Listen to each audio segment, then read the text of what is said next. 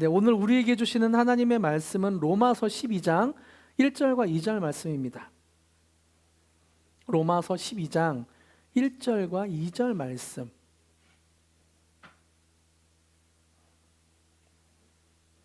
화면을 보면서 그리고 성경을 보면서 다 함께 읽겠습니다. 네, 현이도 같이 읽고 싶어서 하네요. 시작.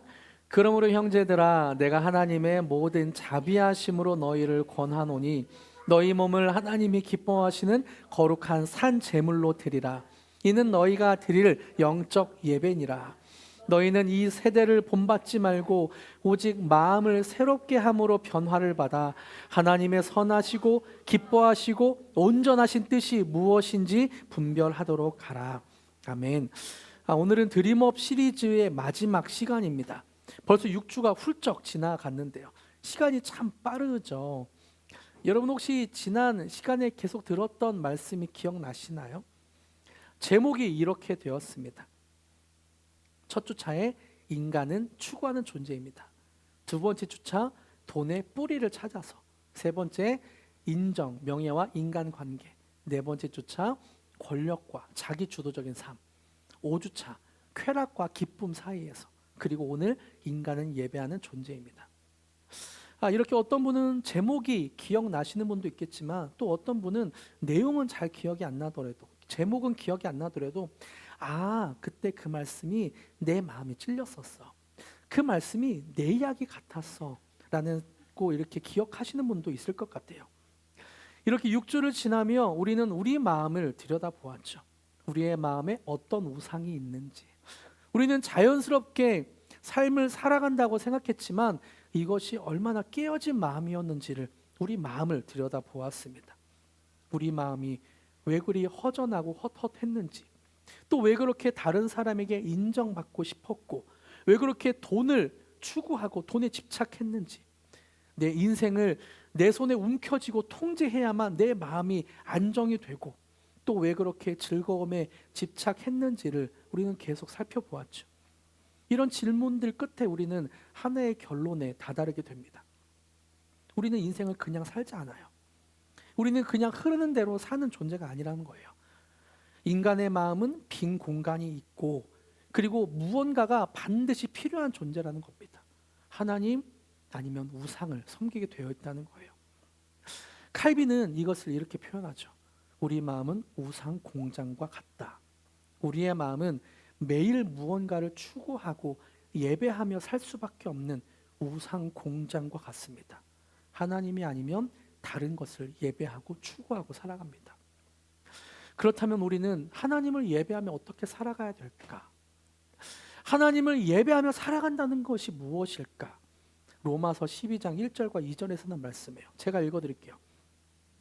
그러므로 형제들아, 내가 하나님의 모든 자비하심으로 너희를 권하노니 너희 몸을 하나님이 기뻐하시는 거룩한 산 제물로 드리라. 이는 너희가 드릴 영적 예배니라.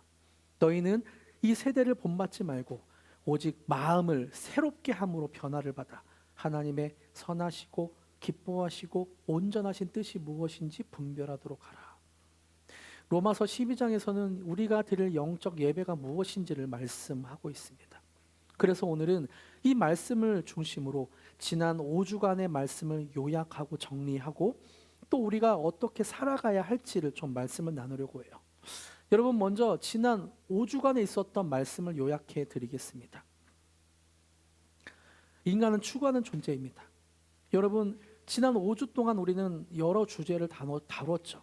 돈, 인정, 권력과 통제, 쾌락. 겉으로는 각각 다른 이야기처럼 보입니다. 하지만 조금만 깊이 들어가 보면 이 이야기들은 사실은 한 뿌리에서 나왔어요. 우리의 마음이 추구한다. 우리의 마음은 어떤 걸 추구한다라는 거죠. 하나님이 아닌 다른 것으로 우리 마음을 채우고 우리 존재를 증명하려고 한다라는 공통점이 있습니다. 이런 마음을 성경에서는 우상 숭배라고 말해요. 이런 우상 숭배의 종류를 돈, 인정과 명예, 권력과 자기주도적인 삶, 또 쾌락으로 나눠서 말씀드렸는데요. 여러분 기억나시나요? 첫 번째 주에 예레미야 2장 13절에서 분명히 인간이 왜 행복을 추구하는데도 왜 그렇게 마음이 허전했는지, 공허했는지를 분명히 말해요. 같이 읽어볼까요? 2장 13절 시작. 내 백성이 두 가지 악을 행하였나니 곧 그들이 생수의 근원되는 나를 버린 것과 스스로 웅덩이를 판 것인데 그것은 그물을 가두지 못할 터진 웅덩이들이니라. 이 말씀이 얼마나 우리의 마음을 정확히 이해하고 설명해 주고 있나요? 우리는 모두 행복을 원하죠. 우리의 빈 마음을 무언가 채우고 싶어서 노력을 합니다. 그런데 그 마음은 터진 웅덩이라 채울 수 없다고 성경은 말하고 있어요. 우리 모두는 행복을 원하고 즐거움을 원하지만 그 즐거움의 행복이 터진 웅덩이다라고 성경은 말하고 있죠. 우리는 돈이라는 웅덩이, 성공이라는 웅덩이, 관계라는 웅덩이, 자녀라는 웅덩이, 쾌락이라는 웅덩이를 계속해서 채우려고 합니다. 하지만 채우면 채울수록 우리는 허전해요. 갈증이 생겨요. 이 정도면 되겠지? 저것만 갖추면 내가 행복해질 거야. 저것만 있으면 내 마음이 안전이 될 거야. 자꾸 사탄은 우리에게 그런 죄를 지으라고 말을 하고 있죠. 하나님은 이것이 죄라고 말합니다. 너의 마음에 터진 웅덩이를 스스로 채우려고 노력하는 것이 죄라고 말해요. 열심히 퍼 담아도 채워지지 않는 것을 계속해서 노력하고 퍼 담으려고 하는 것은 죄다. 결국은 너희 마음은 터진 웅덩이라 허무하고 불안하고 공허하고 허털탈 뿐이다 라고 성경은 말하고 있죠. 왜 그런가요? 생수의 근원이신 하나님을 떠났기 때문입니다. 하나님을 떠난 것이 무엇인가? 생수의 근원이신 하나님을 떠난 첫 번째, 우리는 돈을 살펴보았습니다. 여러분, 우리 인생에 돈은 분명 필요합니다. 성경도 돈 자체를 무조건 악하다고 말하지 않아요. 문제는 돈이 아니라 돈을 향한 우리 마음이 있습니다. 성경은 분명 말해요. 돈을 사랑함이 일만하게 뿌리가 되나니 너희가 하나님과 재물을 겸하여 섬기지 못한다. 여기 섬기지 못한다가 우상 숭배한다라는 단어로 쓰였어요. 너희 보물이 있는 곳에는 너희 마음도 있다. 우리는 돈 자체보다 돈이 줄 것이라는 어떤 것을 계속 추구하면서 돈을 우상으로 삼고 있습니다. 사실 우리는 돈을 좋아하는 게 아니에요. 숫자나 어떤 그 지폐를 좋아하는 게 아니죠. 돈이 우리에게 줄 것 같은 것, 돈을 많이 벌면 우리에게 줄 것 같은 것을 우리는 쫓고 있습니다. 그것이 무엇인가요? 우리 삶의 안정과 인정이죠. 이것만 있으면 내 삶이 안정될 것 같아. 이것만 있으면 다른 사람들이 나를 무시하지 못할 것 같아. 이런 것으로 우리는 돈을 쫓고 있습니다. 돈이 있으면 무시당하지 않을 것 같고, 돈만 있으면 불안하지 않을 것 같고, 돈만 있으면 미래를 내 손으로 통제할 수 있을 것 같아서 돈을 쫓죠. 근데 누가복음 12장에 나오는 어리석은 부자를 예수님이 이렇게 말해요. 부자는 창고를 크게 짓고 이렇게 말합니다. 부자가 하는 말이에요. 또 내가 내 영혼에게 이르되 영혼아 여러 해 쓸 물건을 많이 쌓아 두었으니 평안히 쉬고 먹고 마시고 즐거워하자 하리라 하되. 우리가 하는 말이죠. 돈을 많이 쌓고 이제는 편히 쉬자. 은퇴 적금을 많이 쌓아두었으니 이제 편히 쉬자. 창고를 넓게 하고 창고에 꽉꽉 들어찼으니, 통장 장고에 꽉꽉 들어찼으니 이제 편히 쉬고 먹고 마시고 즐거워하리라. 우리가 많이 하는 말이죠. 하지만 예수님은, 하나님은 이런 영혼에게 20절에 그 바로 다음 구절에 말합니다. 같이 한번 읽어볼까요? 시작. 하나님은 이르시되 어리석은 자여 오늘 밤에 내 영혼을 도로 찾으리니 그러면 내 준비한 것이 누구의 것이 되겠느냐 하셨으니. 하나님은 이런 사람에게 뭐라고 하나요? 어리석은 자요. 어리석은 자요. 왜 어리석다고 말하나요? 돈은 내일을 약속해 줄 것처럼, 내일의 안정과 인정을 줄 것처럼 계속 우리를 속이지만 실제로는 단 1초도 우리의 생명을 연장해 줄 수 없기 때문입니다. 여러분, 또 생명의 근원이신 하나님을 떠난 인간이 무엇을 추구하게 되었나요? 인정이라는 우상을 섬기게 되었습니다. 인정의 우상을 야곱의 인생을 통해 살펴보았는데요. 야곱은 평생 인정에 목말랐던 사람이었습니다. 아버지의 축복을 받기 위해 형의 옷을 입고 형의 냄새를 풍기며 그 짐승의 털을 온몸에 붙이고 자기가 아닌 다른 사람의 모습으로 아버지 앞에 나타나서 아버지께 인정받고 싶어 했어요. 이 장면이 얼마나 마음이 아픈 장면입니까? 자기 자신으로는 사랑받을 수 없고 자기 자신으로는 인정받을 수 없어서 다른 사람인 척 해야만 했습니다. 인정받기 위해 가면을 써야 했어요. 그런데 생각해보면 우리도 이런 마음일 때가 많습니다. 직장에서, 관계에서, 심지어 신앙생활에서도 우리는 진짜 내 마음속에 있는 나를 다른 사람에게 들키는 것이 두려울 때가 많아요. 그리고 괜찮은 모습으로 보여주려고 하죠. 나는 이런 사람이어야 돼. 나 이런 사람으로 다른 사람에게 비춰줘야 돼. 야곱과 같은 모습을 보일 때가 많습니다. 이런 야곱에게 하나님이 야복강에서 물어요. 하나님이 묻는 질문이 이것이죠. 내 이름이 무엇이냐? 너의 이름이 무엇이냐? 그때 야곱은 더 이상 나는 예서입니다. 난 다른 사람과 같습니다. 난 다른 사람입니다. 라고 말하지 않습니다. 정확하게 자기 이름을 말해요. 내 이름은 야곱입니다. 나는 속이는 자입니다. 나는 형의 발 뒤꿈치를 잡고 태어난 사람입니다. 그는 비로소 자신의 진짜 모습과 직면하게 되었습니다. 그리고 자기의 진짜 모습을 인정하게 되었죠. 그 순간 하나님은 새로운 이름을 줍니다. 너는 이제 남의 발 뒤꿈치를 잡는 자, 속이는 자가 아니라 이스라엘이다. 하나님과 겨루어 이겼다. 하나님이 너를 축복하신다. 하나님이 너를 축복하신다. 이스라엘이다. 이것이 무슨 말입니까? 사람의 인정에 굶주리던 인생이 하나님께 인정받는 인생으로 바뀌었다는 뜻이죠. 사람의 인정에 목말라 하던 야곱이 하나님께 인정받는 사람으로 바뀌는 순간이었습니다. 그러니까 인정의 우상을 깨뜨리는 힘은 이제부터 내가 남 눈치 보지 말아야지, 내가 이제 내 스스로 떳떳해야지 라고 마음에 다짐을 한다고, 결심을 한다고 이루어지는 것이 아니에요. 하나님께서 이미 나를 온전히 용납하셨다. 하나님이 온전히 나를 사랑하신다. 그 마음이 커질 때 우리는 다른 사람들의 인정에 목매지 않게 됩니다. 또 생수의 근원이신 하나님을 떠난 인간은 통제와 권력이라는 우상을 섬기게 되었죠. 우리는 사울을 통해 권력과 통제의 문제를 살펴보았습니다.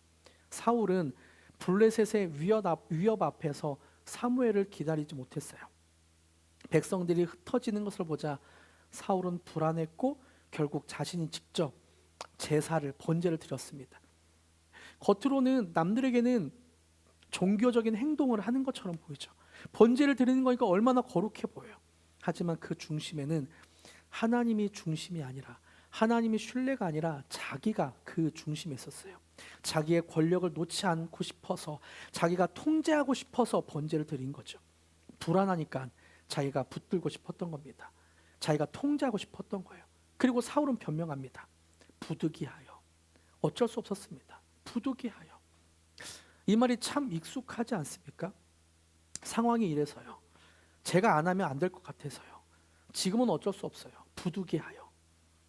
근데 그 말 속에는 하나님을 믿지 못하는 마음이 숨어 있습니다. 부득이하여. 우리도 그렇죠. 가정에서, 자녀 문제에서, 재정에서, 직장에서, 사업에서, 미래에서 우리는 운전대를 내가 잡으려고 합니다. 부득이하여. 내가 잡지 않으면 어떻게 하냐고요. 내가 내 스스로를 통제해야지. 우리 가정을 통제하고 나를 통제하고 내 삶을 통제해야지. 내가 운전대를 잡지 않으면 어떡하냐고요. 그런데 그 말 이면에는 하나님을 믿지 못하겠다는 그 마음이 있습니다. 하나님이 정말 나보다 더 선하게 이끄실지 믿지 못하겠다는 거예요. 이거와 반대로 다윗은 고백하죠. 시편 23편. 여호와는 나의 목자 되시니 내가 부족함이 없으리로다. 다윗이 고백한 여호와가 나의 목자이기 때문에 부족함이 없다라는 그 고백은 진짜로 왕궁에서 부족함이 없는 상태에서 떵떵거리면서 했던 말이 아닙니다. 광야에서 사울의 창끝을 피해서 다른 사람들의 군인들의 칼날을 피해서 동굴에 숨어 먹지 못하고 씻지 못하고 마시지 못하면서 굶주린 배를 움켜쥐고 한 고백이에요. 여호와는 나의 목자 되시니 내게 부족함이 없으리로다. 온전히 하나님을 믿는 사람은 그렇게 표현할 수 있죠. 하나님의 존재를 믿는 사람은 어떠한 상황에서도 여호와는 나의 목자 되시니 내가 부족함이 없으리로다 라고 고백할 수 있게 됩니다. 생수의 근원이신 하나님을 떠난 인간은 또 무엇을 추구하게 되었나요? 쾌락이라는 우상을 추구하게 되었습니다. 성경에서 솔로몬은 막강한 권력과 쾌락을 온전히 맛보았다고 합니다. 솔로몬은 자기 삶 전체를 던져 쾌락을 실험해 보았어요.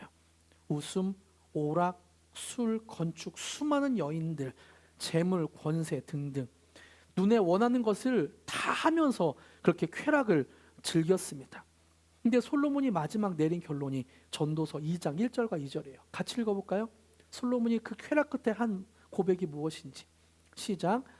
나는 내 마음에 이르기를 자 내가 시험 삼아 너를 즐겁게 하리니 너는 낙을 누리라 하였으나 보라 이것이 헛되도다. 2절. 내가 웃음에 관하여 말하여 이르기를 그것은 미친 것이라 하였고 희락에 대하여 이르기를 이것이 무슨 소용이 있는가 하였노라. 솔로몬은 이 쾌락의 끝을 맛보고 나서 이렇게 표현해요. 이것도 헛되도다. 웃음에 관하여 그것은 미친 것이다. 희락에 대하여 이것이 무슨 소용이 있는가. 여기서 헛되다라는 말을 살펴보면 쾌락을 조금 더 이해하기 쉬운데요. 헛되다라는 단어는 히브리어로 헤벨입니다. 뜻은 증기, 숨, 헛된, 안개 같은 거죠. 잡힐 것 같지만 잡히지 않고 손에 쥔 것 같지만 금세 사라지는 것. 이것이 헛됨입니다. 쾌락이 바로 이런 거라는 거예요. 웃음이 바로 이런 거라는 거예요. 즐거움이 바로 이런 거라는 거예요. 휴가도, 음식도, 쇼핑도, 오락도, 사람들의 SNS에 사람들의 달리는 좋아요, 그것도 헛된 것. 내가 잡으려고 하지만 잡히지 않는 것, 안개와 같다라고 말하는 거죠. 이것이 다 필요 없다는 말은 아닙니다. 우리는 휴가도 갈 수 있고요, 음식도 갈 수 있고요, 오락도 즐길 수 있고 사람들의 반응에 즐거워할 수도 있죠. 단 그 즐기는 마음이 중요한 것이 아니라 위치가 바뀌었을 때입니다. 하나님을 사랑하고 하나님을 즐기는 위치에서 이것들을 즐기는 위치로 바뀌었을 때 이것을 우리는 우상이라고 표현하는 겁니다. 쾌락은 늘 이런 식이에요. 당분간은 즐겁고 우리를 웃게 해주죠. 우리를 흥분시키지만 결국은 안개와 같이 흩어지게 만듭니다. 그래서 하나님은 우리에게 진정한 기쁨, 진정한 즐거움이 어디에 있는지 시편 16편에서 보여줍니다. 같이 읽어볼까요? 시편 16편 11절. 진짜 기쁨이 어디 있는지. 시작. 주께서 생명의 길을 내게 보이시니 주의 앞에는 충만한 기쁨이 있고 주의 오른편에는 영원한 즐거움이 있나이다. 기쁨이 어디 있다고요? 충만한 기쁨이 주의 앞에 있다. 영원한 즐거움이 어디 있다고요? 주의 오른쪽에 있다. 참된 기쁨은 그래서 조건이 아니라 임재 안에 있습니다. 내가 이것을 갖추면, 내가 이것을 하면, 내가 어디에 가면 이런 것이 참된 기쁨이 아니라 하나님의 임재 안에 예배드리면서 하나님을 충만히 경험하면 그 안에 기쁨이 있다는 거예요. 여러분, 지난 5주를 한마디로 정리하면 이렇습니다. 5가지를 계속 말씀드렸지만 이것을 한마디로 정리하면 인간의 문제는 욕망에 있는 것이 아니라 그 욕망이 하나님이 아닌 다른 것을 향해 흘러가고 있다는 것이 문제라는 거예요.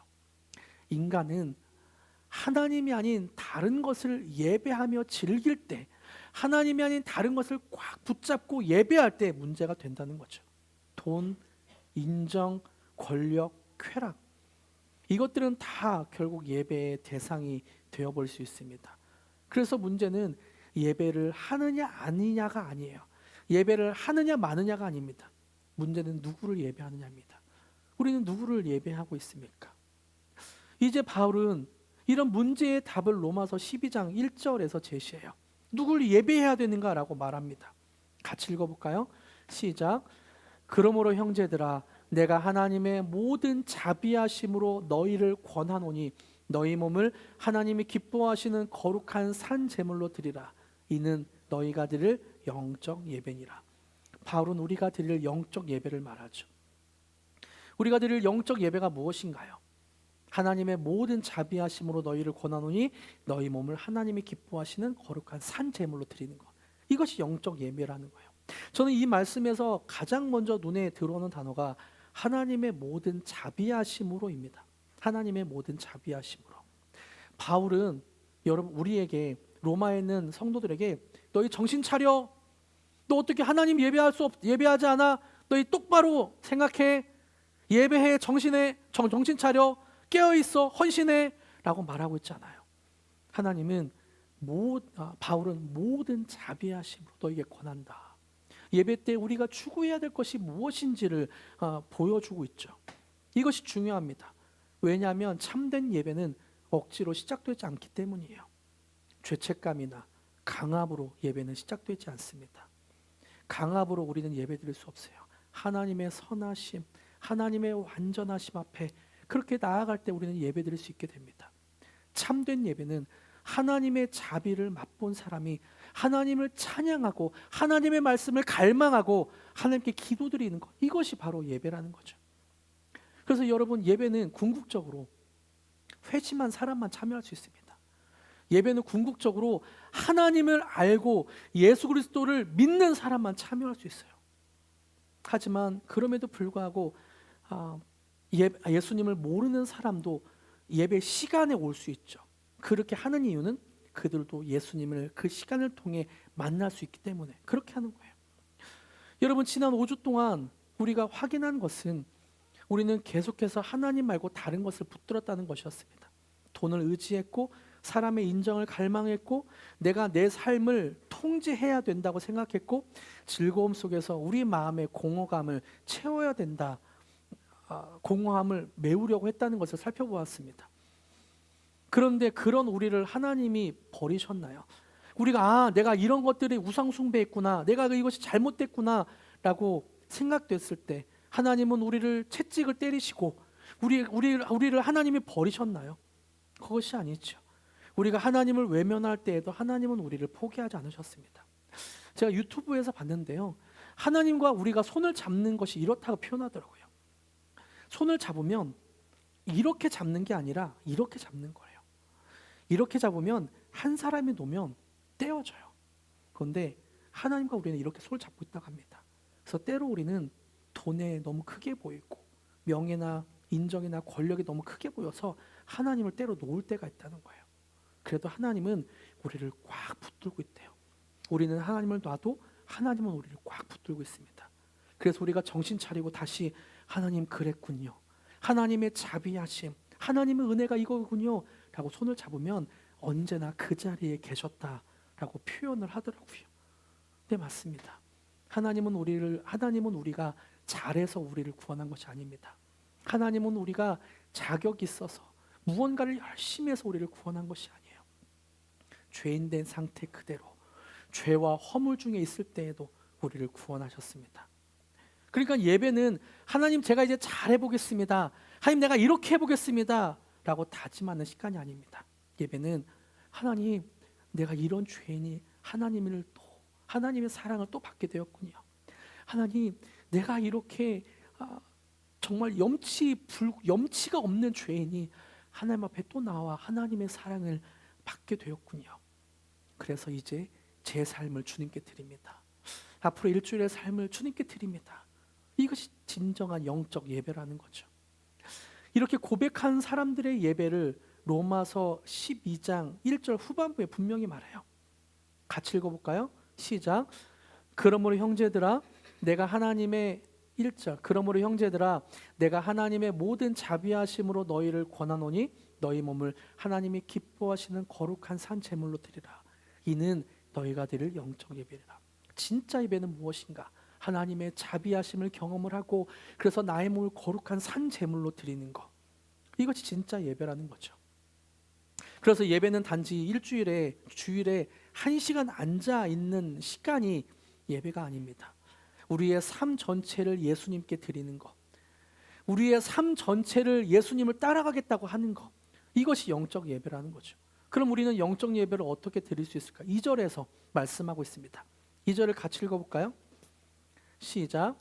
너희는 이 세대를 본받지 말고 오직 마음을 새롭게 함으로 변화를 받아 하나님의 선하시고 기뻐하시고 온전하신 뜻이 무엇인지 분별하도록 하라. 이 세대는 우리를 계속해서 설교합니다. 이 세대는 계속해서 우리를 이렇게 교육해요. 돈이 있어야 안전해. 성공해야 가치 있는 인생이야. 남들이 인정해줘야 너의 인생에 의미가 있지. 네가 통제하지 않으면 너의 인생이, 너가 손을 꽉 쥐고 있지 않으면 너의 인생은 무너질 거야. 너의 인생에 즐거움이 어딨냐? 즐거움이 있어야 인생이지. 우리는 매일 세상의 설교를 듣고 살아갑니다.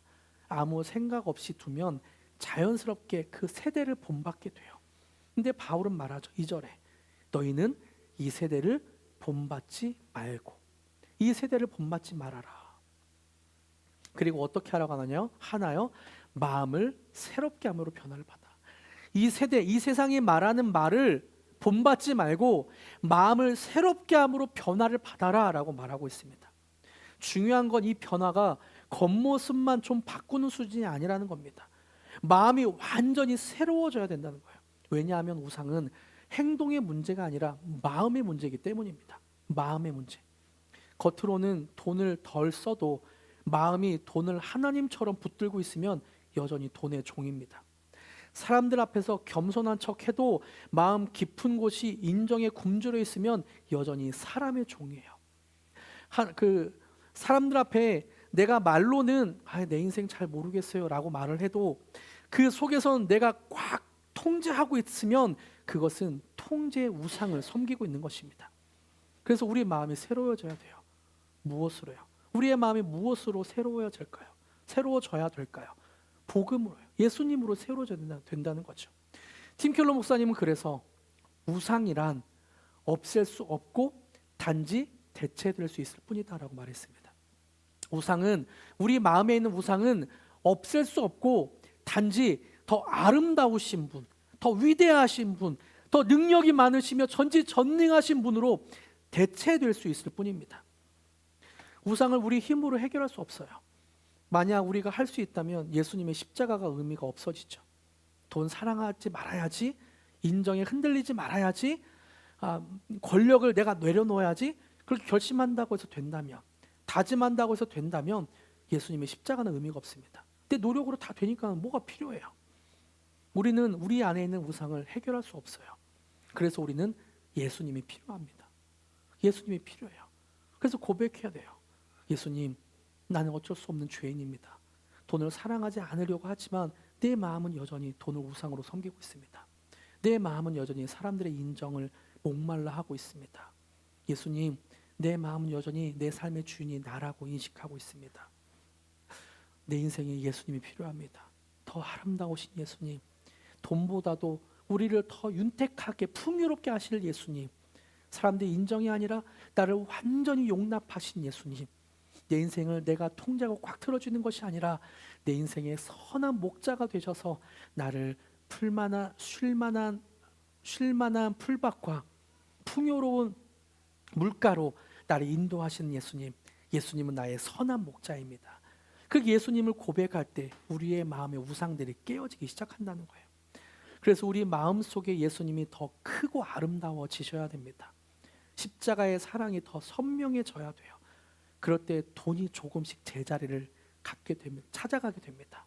사람들의 박수와 인정이 덜 중요해지고 내가 내 인생을 통제하려고 했던 그런 힘들이 점점 빠지게 되고 세상의 자극보다 주님의 임재가 더 큰 기쁨이라는 것을 알게 돼요. 우리는 더 아름다우신 예수님, 더 위대하신 예수님을 경험하며 경험할수록 그 우상들이 제자리를 찾아가게 될 것입니다. 그리고 예수님의 위대하심을 더 고백하고 예수님의 사랑을 더 누리게 될 거예요. 이것이 바로 변화입니다. 그리고 이렇게 될 때 우리는 비로소 하나님의 선하시고 기뻐하시고 온전하신 뜻을 분별하고 그렇게 살고 싶어지게 된다는 거예요.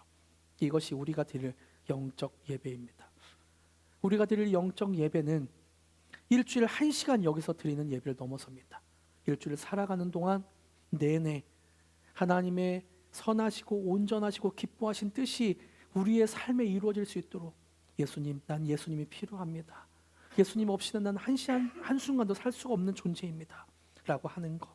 이것이 우리가 드릴 영적 예배라는 거죠. 말씀을 맺겠습니다. 여러분, 오늘로 드림업 시리즈는 마무리됩니다. 그러나 우리의 예배는 이제부터가 시작입니다. 우리는 지난 6주 동안 우리 안에 얼마나 많은 우상이 있었는지 살펴보았죠. 우리는 마음속에서 계속 행복을 원했습니다. 행복을 원해서 하나님을 떠났어요. 돈을 추구했고, 인정을 원했고, 그리고 내 삶을 내가 통제했다고 했습니다. 하지만 분명한 건 그렇게 채우려고 노력할수록 우리의 마음은 헛헛하고 공허할 수밖에 없게 됩니다. 왜냐하면 그 마음이 터져 있기 때문이에요. 하나님은 우리에게 계속 말씀하십니다. 생수의 근원인 나를 바라봐라. 생수의 근원인 나를 바라봐라. 하나님은 우리를 포기하지 않으셨습니다. 하나님의 모든 자비하심으로 우리를 선한 길로 인도하시죠. 그리고 말씀하세요. 이제 너 자신을 드려라. 너의 인생을 드리고, 시간을 드리고, 너의 감정을 드리고, 너의 삶을 드려라. 이 세대를 본받지 말고 복음으로 새로워져서 영적 예배를 드리라. 여러분, 인간은 무언가를 반드시 예배하며 살아가는 존재입니다. 우리의 진짜 문제는 예배하느냐 마느냐가 아니라 누구를 예배하느냐예요. 이번 한 주간 여러분의 치열한 삶의 자리에서 십자가의 사랑을 깊이 누리시길 축복합니다. 그래서 우리 시간과 재능, 우리의 인생을 주님께 즐거이 내려드리는 참된 예배자, 영적 예배자로 서시길 축복합니다. 할렐루야. 이렇게 우리 굴루리교회 모든 성도님들의 삶이 거룩한 산 제물이 되길 축복합니다. 할렐루야. 함께 찬양하기로 원합니다. 내가 주인 삼은 모든 것 내려놓고 주님만 예배합니다. 주님, 우리를 받아주시고 그럼에도 우리를 꽉 잡고 계신 예수님, 다시 예수님께 나아갑니다. 함께 고백합시다. 내가 주인 삼은 모든 것 내려놓고 내 주 되신 주 앞에 나가 내가 사랑했던 모든 것 내려놓고 주님만 다시 한번 처음부터 고백합니다. 내가 주인 삼은 모든 것 내려놓고 내 주 대신 주 앞에 나가 내가 사랑했던 모든 것 내려놓고 주님만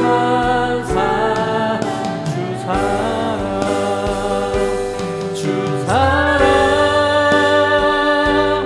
거친 풍랑에도 깊은 바다처럼 나를 잠잠케 주 사랑 내 영혼의 반석 그 사랑을 다시 한번 처음부터 고백합시다. 내가 주인 삼은 모든 것 내려놓고 내 주 대신 주 앞에 나가 내가 사랑했던 모든 것 내려놓고 주님만 다시 한번 내가 주인 삼은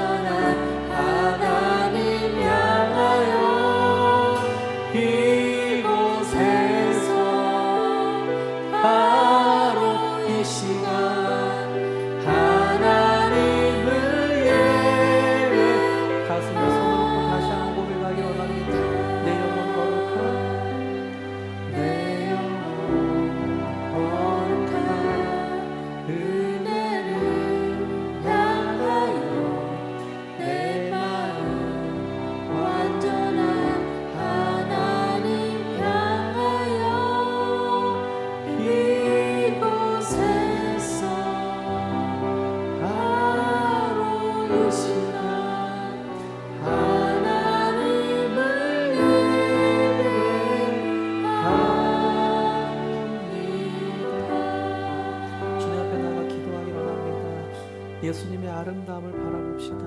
우리 안에 혹시나 자꾸만 내가 붙들고 있던 것들이 있다면 그 우상들을 내려놓고 주님의 아름다움을 바라봅시다. 우상은 없애는 것이 아니라 대체되는 것입니다. 예수님의 아름다우심 앞에 나아갑시다. 돈이 내 삶의 안전을 줄 것 같이 여겨졌다면 예수님이 내 삶의 안전입니다 선포하시고, 사람들의 인정에 명예에 그렇게 목놓아 그렇게 갈급해했다면 예수님이 나를 완전히 용납하십니다 고백하시고, 내 삶을 내가 주도적으로 권력을 갖고 있어야 된다라고 여겼던 분은 예수님은 나의 선한 목자가 되십니다 라고 고백하시고, 즐거움으로 내 삶을 채우고 싶었던 분이 있다면 예수님이 나의 참 만족이십니다. 주의 앞에 참 기쁨이 있고 주의 옆에 풍성한 즐거움이 있습니다 라고 고백하기 원합니다. 잔잔히 또는 침묵으로 주님 앞에 고백하며 나아가시겠습니다. 기도하시겠습니다. 주님, 예수님 나의 참 만족이 되십니다.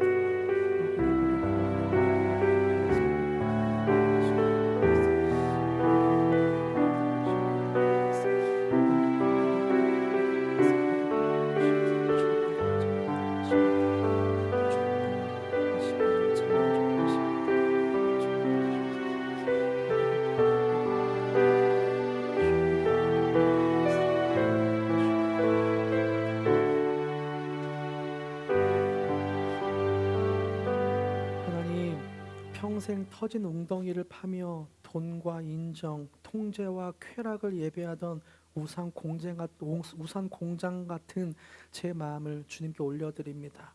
이런 저를 포기하지 않으시고 십자가의 자비와 사랑으로 온전히 우리를 구원하시니 감사드립니다.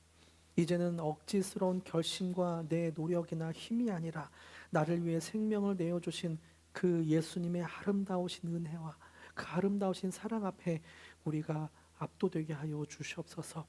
이 세대의 헛된 가치관과 가르침들, 이 세대를 본받지 말고 오직 마음을 새롭게 함으로 변화를 받게 하여 주시옵소서. 예수 그리스도의 아름다움으로 우리가 압도되어 변화되게 하여 주시옵소서. 생수의 근원이시며 우리 인생의 참된 만족이 되시는 예수님의 이름으로 기도드리겠습니다. 기도드립니다. 아멘.